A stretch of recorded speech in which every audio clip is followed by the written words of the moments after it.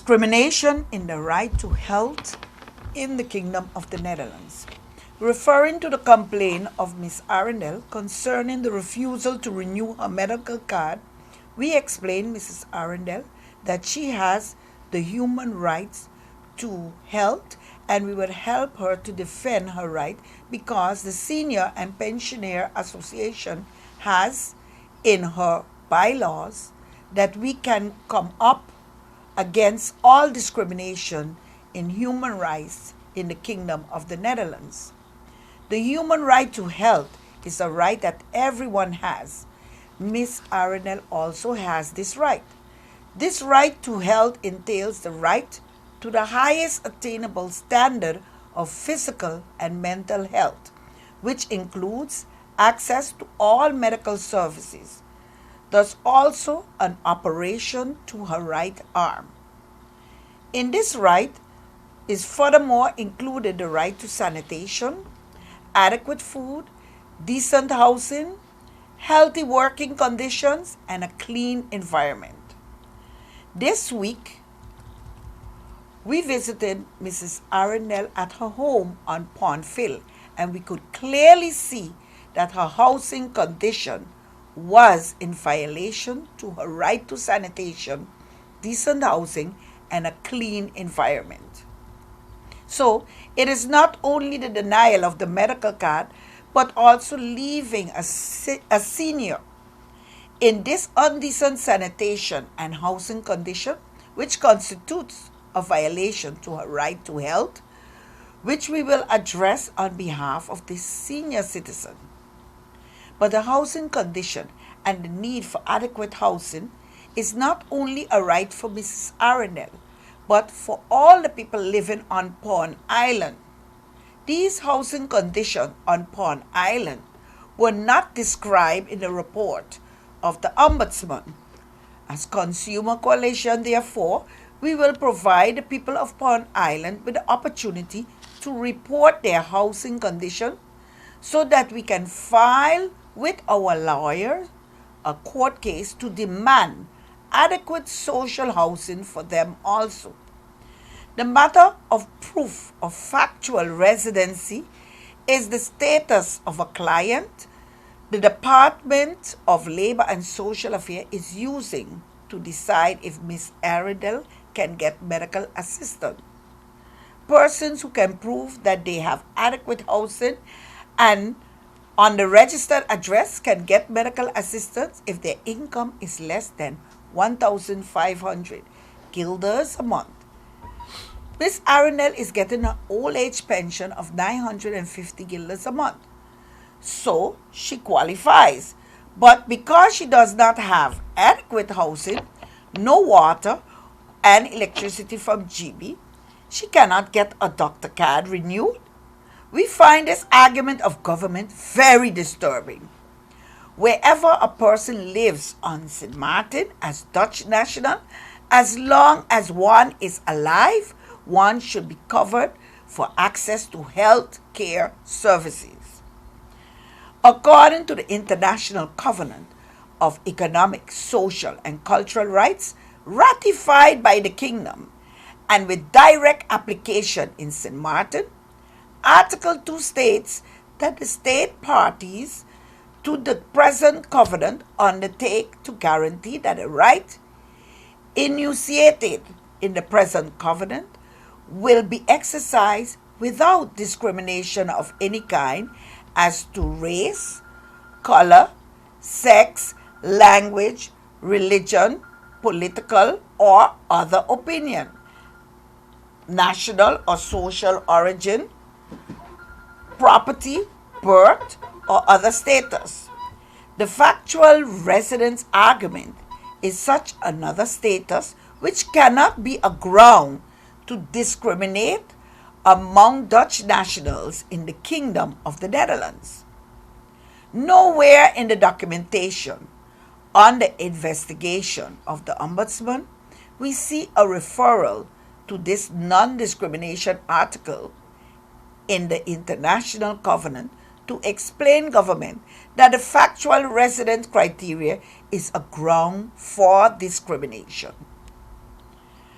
The Ombudsman has established that the Department of Labor and Social Services had to review the application and execution of the legislation used to determine whether an individual is factually residing at a location, as well as the existing bottlenecks encountered due to the various methods that are used across the department to determine residency not later than March 28, 2019.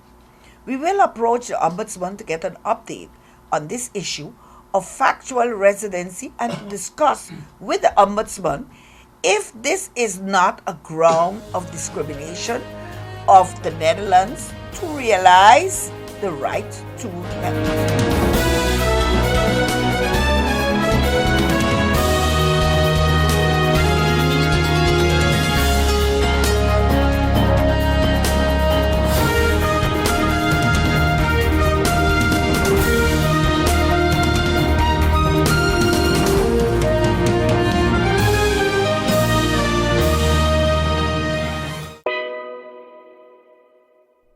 There's a reason you get up on a morning. A reason you pick yourself up, start the day. Maybe it's sheer grit. Maybe it's your ethics. Maybe it's because you know people like you are waiting for people just like you. We all have our reasons, and for Republic Bank, that reason is you. Every little thing, every big thing. It's all about making a difference in your life. Because after 182 years, if it's one thing we're sure about, is that the difference is you. We're here to help. Republic Bank, we're the one for you. GEBE has been faithfully serving the communities of St. Martin, powering your home and our economy. Come rain or shine, our qualified team of professionals are working hard 24 hours a day to provide you and your family with safe, reliable electricity and water. We use the latest technologies and test our products daily to maintain the highest international standards. Our friendly staff is always there to assist you, whether in person, over the phone, or online. We are committed to constantly improving our products and services, making them more efficient, effective, and environmentally friendly to serve you better today and our next generation of clients tomorrow. GEBE, powering a brighter future. Our friend Megawati is here with tips to save you energy. 1. Turn your airco temperature up. 2. Use a ceiling fan instead. 3. Buy energy-saving products. Save some green with NVGEBE.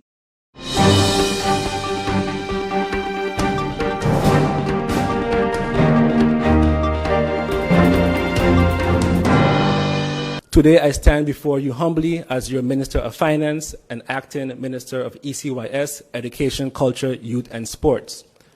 It is an honor for me today to serve my country, my island, my home on this level and in this capacity. I want to assure you that we have already begun. We've hit the ground running. For example, yesterday we canceled our ceremonies to have our first meeting with the NRPB and the airport to discuss the airport financing. As Minister of Finance, in the short term, in this interim period, I'm already looking at solutions for collecting the government receivables, updating our digital systems, and of course, a solution for the airport. As Acting Minister of Education, Culture, Youth and Sports, I'm going to continue on a project that I started as a Member of Parliament. We have begun to amend one of our laws. This was a law in our tax ordinance that dealt with the tax holidays. In simple terms, the law was basically amending the fact that if you qualified for a tax holiday, that you then had to commit 500,000 guilders as an organization to either culture, youth, or sports. This law will be continuing with my fellow colleagues in Parliament, hopefully before the end of this year. Another issue, and I would like to go a little further into that, being acting Minister of Education, Culture, Youth and Sports, we know that the budget of the Ministry of Education is, yes, the largest chunk of the budget, 1/3 approximately. But the budget is locked up mainly into salaries and subsidies. So as a minister, I'm coming in with a different mindset in terms of how can we generate funds, money, in a ministry that has traditionally not done that. So by having a law that allows companies, if they qualify for a tax break, to at least commit $500,000 guilders to culture, education, youth, and sports, we then have an injection of capital that was not part of our initial budget. Last year alone, we had 4 companies that were qualified in this area, so that would have meant that this year we would have had 2 million guilders for projects within these fields. Public education, not just in St. Martin, but in the world, has one issue: resources, financing. So in the ministry, we could come up with enough ideas, policies, and so forth, but it's difficult to execute because we do not have the financing. So in my term here, I'm looking at different ways to come up with different financial injections, which I hope to have implemented within a couple months. I intend to be very brief. This is my second day on the job. As my colleague indicated, we hit the ground running yesterday with a meeting with the NRPB and with the airport. On the 21st of November, we have a visit scheduled to the respective ministries for an introduction to the staff and the viewing of the transition documents. And so we will be brought up to speed as to what is taking place within the ministry. And you will be hearing much more from us after we have perused the transition document. Additionally, the Governor, His Excellency, has indicated that there are about 5 areas of priority that he would like to see addressed. And the airport was one of them. We have a meeting scheduled today with the airport at 1 p.m. And so we will be going and executing what the Governor, His Excellency, has indicated as one of the 5 areas of priority. And so that is where we intend to head within the next coming days. As we are brought up to speed, you will be hearing more from the ministry.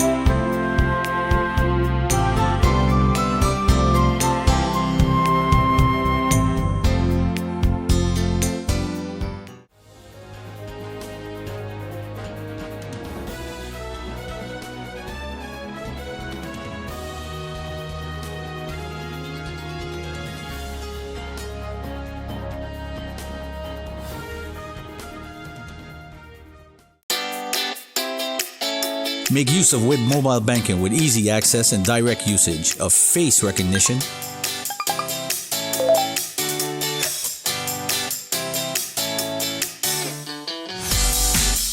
PIN code,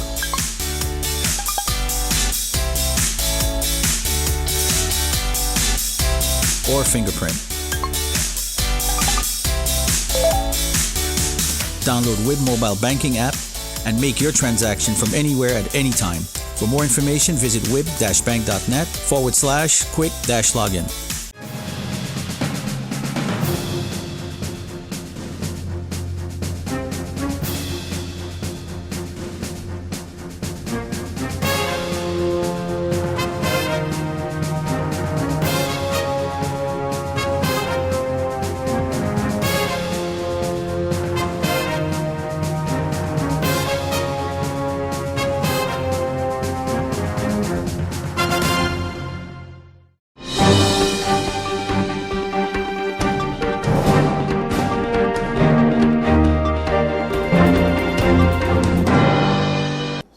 Well, the first thing you can do is implement what I implemented in 2010. I came with a motion that asked government to give between the ages of 18 years old and 35, our young people who wanted to become entrepreneurs, the same type of tax breaks you give these big investors coming in this country. As government, we are willing to give somebody who we do not know a 10-year tax break.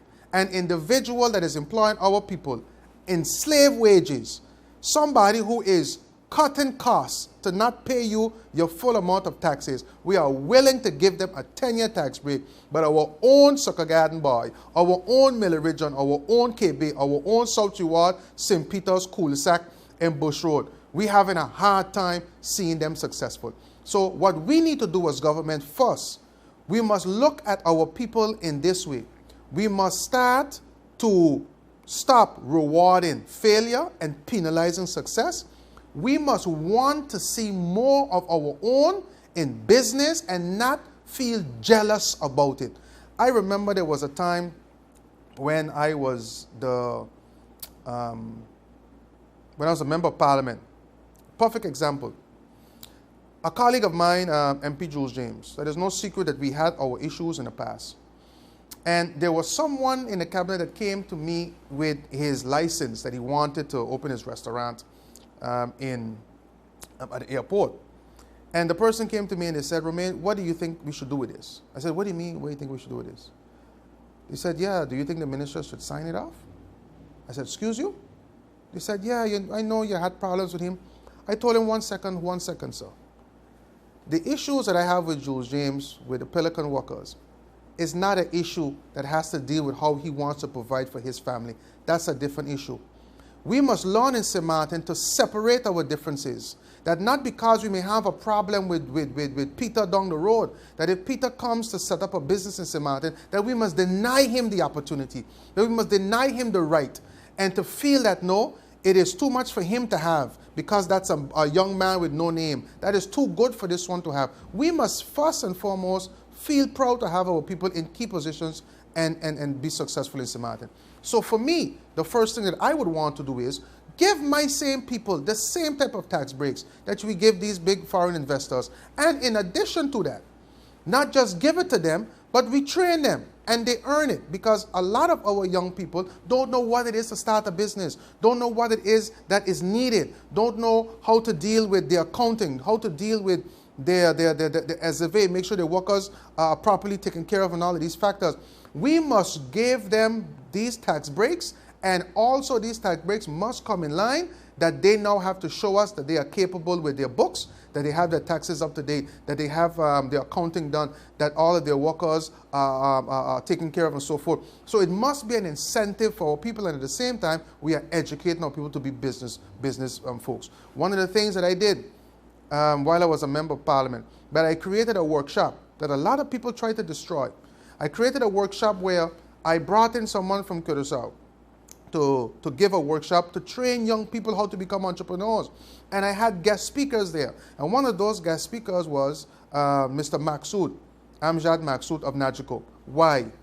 Who better to come and let our young people know how it is and what it takes to be able to succeed? Here is a man that has come to St. Martin, and if he tell you his story from nothing to be able to work his way up. He employs more of our local people, almost the same as government employs with the different companies that he has. So I wanted them to be able to get the opportunity to see him, speak to him, let him break off a piece of the knowledge that they also too can become business people. But it must take, Mr. Ricardo, a dedication from our government to want to see our people succeed. It must take a dedication of our government to want to put certain policies in place and to create an atmosphere for most, our people to be able to achieve. One of the things that I would want to do too as well, once elected, all the other Caribbean islands that you go to, businesses and foreign investors can't just come in to establish a company just so. No, you have to go through a local. And when you go through a local, that empowers the local. The local has 51% say. The locals have 51% share. It empowers that local. So if you want to establish your business in St. Martin, absolutely no problem. You come. We have enough locals in St. Martin here that you can choose from to be able to be 51% share. And what does that mean? You have a company that comes, and the local may not have the expertise of that company, but also being 51% shareholder of that company and having a financial stake at that company now gives our people liquidity, cash to be able to set up other company or other business that they may want to have, other apartments, nice town homes. Why can't it be our local people that are creating town hall.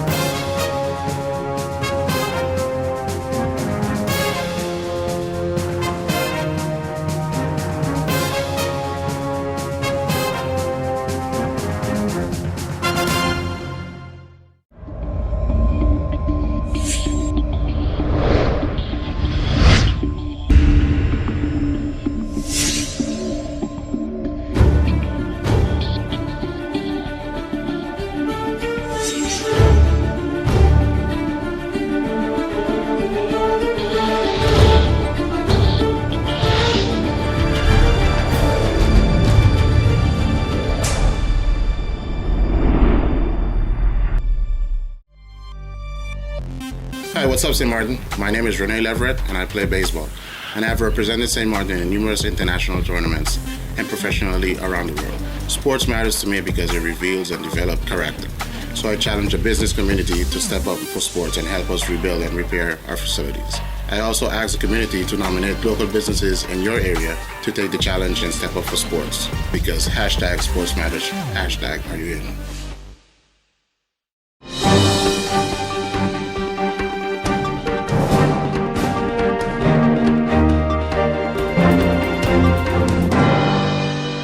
My core message is that there are some critical actions that need to be taken, and not in the last place, some type of electoral reform to guarantee stability. I am not here proclaiming that the United Democrats and I can do that on our own. What I'm calling, even before we go into the election, is a common vision, a common purpose where that is concerned.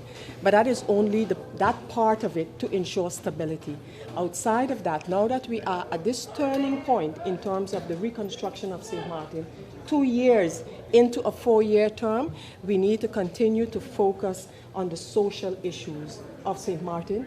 We need that social mapping in terms of where do we now focus to make sure, because the key message is one of the well-being of the people of St. Martin, is one of no discrimination, is one of social cohesion. What we will be saying during this campaign is what we do not stand for. We do not stand for division. Not here on the dot side, we do not stand for division between the two sides of the island. We have culminated a population here on St. Martin that if we are to work together, we can be the most powerful country in the Caribbean.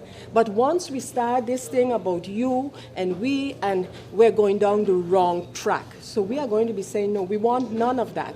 When we look at the relationship that we have in the kingdom, we want to separate the relationship as far as it pertains to the Dutch government as a government, as another country within the kingdom, and us and St. Martin, and the part of where do we go? Where do we go as St. Martin? I want to keep those two issues separated. Let us continue to look at that relationship, the funding, etc. That's one thing. That's a relationship between two countries. And outside of that, the people of St. Martin and the leaders of St. Martin together need to decide, where do we go as St. Martin? We have used the right of self-determination in 2000. We have sought self-governance. We're not there yet where that matter is concerned. That's one of the things that we need to be looking at. And then what's the next step for St. Martin? But we need to chart that course. We see ourselves, the United Democrats, as a stabilizer, as a stabilizing factor in all of the rest. And that is what we are going to maintain. So if your next question was going to be, so MP Westcott, what are you going to be doing in this election besides leading the enthusiastic group that I have with me? Stability, a stabilizing factor in all of the political noise. I noticed that you submitted a list of 11 and not a full slate of 23. Why 11, and how many seats are you looking to pick up in this election?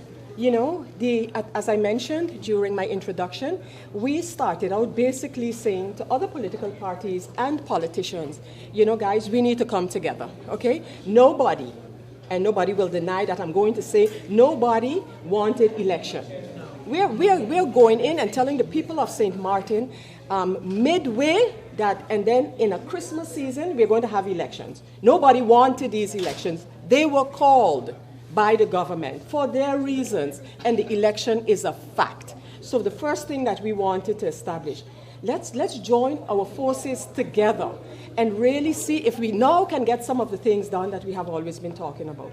That didn't work out. So at that point, I took the members who were there standing with me, and I said, we are going to contest this election, still with a view on unity and establishing what does St. Martin need at this time. It's going to be difficult in a campaign, but again, in the midst of all the noise, that stabilizing factor is what we will provide. So we did not go after that and just seeking to fill a list, but rather looking for the persons who believe in what we too believe in, and that's where we sort of made a cutoff. So we did not make it a point of, Harry, Dick, Peter, and Paul on a list. The second part of the question, how many seats are you looking to pick up as a state? We starting, Judy, and we as many as we can with our message to the people. I wouldn't want to limit myself to two. I don't want to limit myself. I want to have such a message that the people understand and appreciate what we are saying. Remember that word, a stabilizing factor in all that is happening, all the talk. This stabilizing factor is going to be critical in terms of moving this country forward. And like I've asked the Prime Minister, and that was Prime Minister Leona Madeleine at the time, let's use 2020 as a point to look and see how far have we come in a decade and where do we want to take this country. And I maintain that in 2020 we have to do that.